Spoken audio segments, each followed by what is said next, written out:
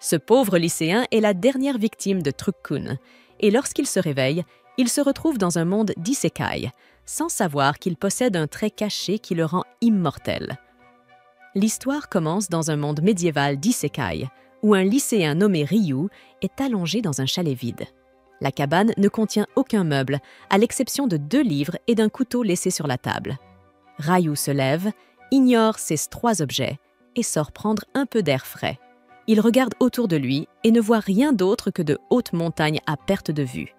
Il observe alors ses mains et récite la formule * O, viens à moi *, ce qui provoque l'apparition magique d'un petit jet d'eau qui éclabousse dans sa main. Tout a commencé quelques jours plus tôt, lorsque Ryu s'est soudain retrouvé dans un vide blanc et infini.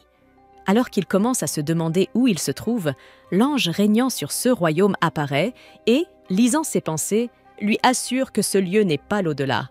L'ange exprime à quel point il est heureux d'avoir enfin un visiteur après tant d'années, mais il montre également sa peine, car Ryu vient tout juste de mourir dans son monde d'origine, après avoir été percuté par Truck-kun. Ryu en est déjà conscient et comprend aussi qu'il va sûrement être réincarné. Il demande alors à l'ange, qu'il surnomme mentalement Ange Michael, ce qu'il devrait faire dans sa prochaine vie. Michael lui conseille de vivre comme il le souhaite. Ryu a toujours voulu vivre une vie lente et ennuyeuse, et après avoir reçu l'approbation de Michael, il se prépare à être réincarné dans le monde rempli de magie connu sous le nom de Phi. Avant de le laisser partir, Michael lui parle davantage du monde de Phi.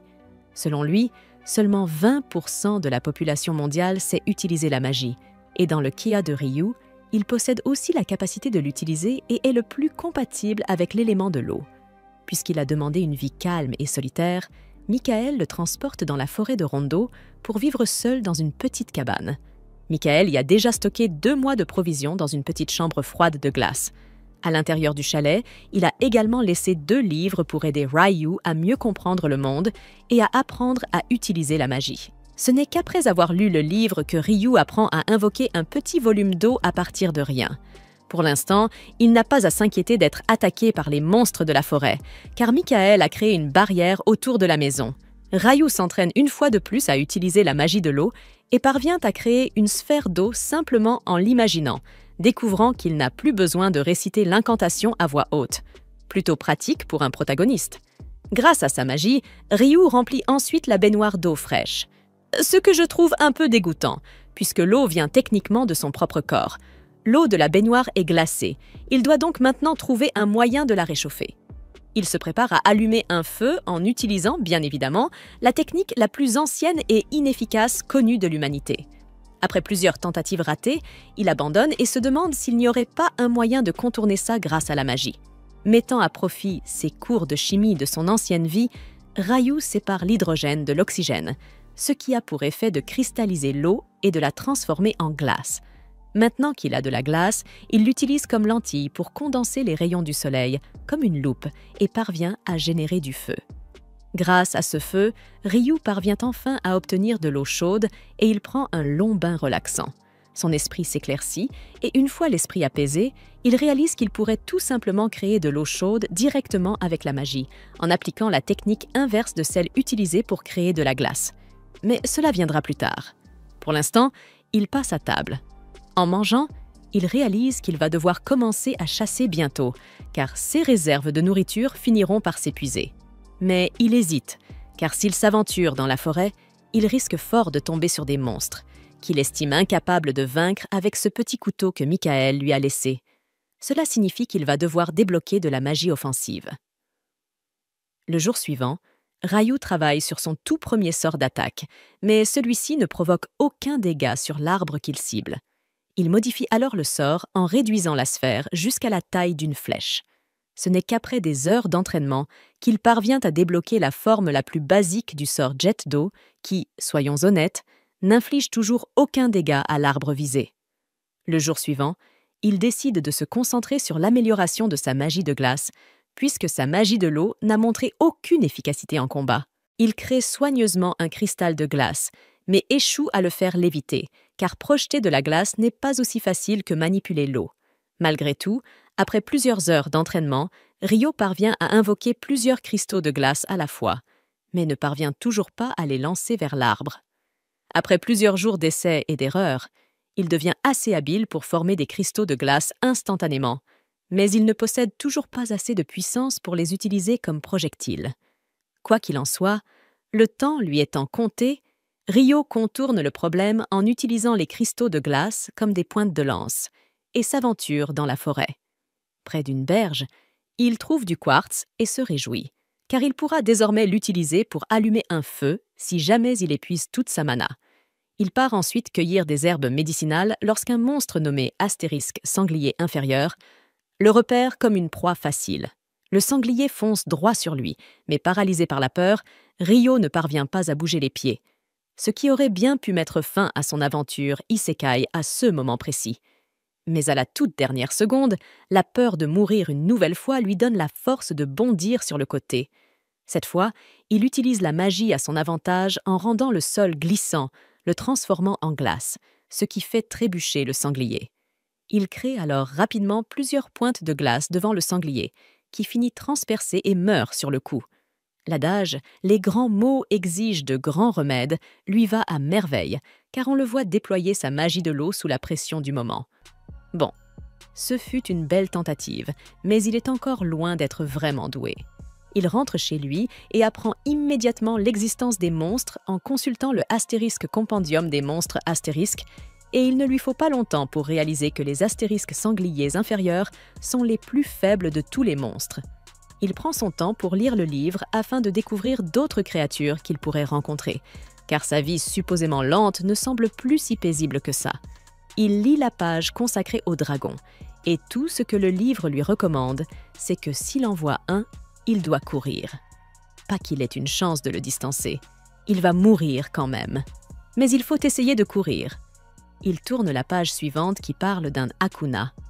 Pour ce monstre-là, il n'a même pas besoin de courir. Il doit juste prier pour ne jamais en croiser. Le livre ne semble pas très rassurant, mais il continue à lire. On pourrait croire que sa mésaventure de chasse précédente l'aurait découragé, mais un garçon ne peut pas rester enfermé éternellement. Ainsi, le jour suivant, il se prépare. La journée commence plutôt bien lorsqu'il découvre un arbre chargé de fruits. Dès la première bouchée, il a l'impression que cela compense tout le stress vécu la veille. C'est tout simplement délicieux. Mais cette pause gourmande est de courte durée. Une buse assassine surgit soudainement et le renverse d'un coup. Il réalise rapidement que cet oiseau est bien plus fort que lui et qu'il n'a aucune chance de le vaincre. La buse utilise une magie de l'air totalement invisible, rendant toute contre-attaque impossible. Il se souvient alors d'un conseil lu dans le livre et prend la fuite. Mais comment échapper à un oiseau en courant? Se voyant acculé, il décide finalement d'affronter la buse. Il utilise sa magie de glace pour tenter de la piéger. Pensant l'avoir tuée, il s'approche, mais la buse brise la glace. L'un de ses yeux est blessé. Elle comprend alors qu'il est devenu plus fort et s'enfuit. Il pousse un profond soupir de soulagement et s'écroule au sol en se plaignant que la vie lente qu'il avait demandée n'a rien de lente. Essayant de retrouver son chemin, il se rend compte qu'il est perdu après avoir fui la buse.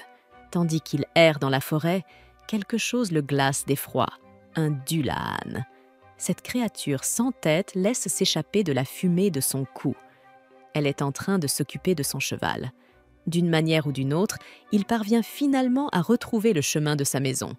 Le temps passe et il continue à s'entraîner.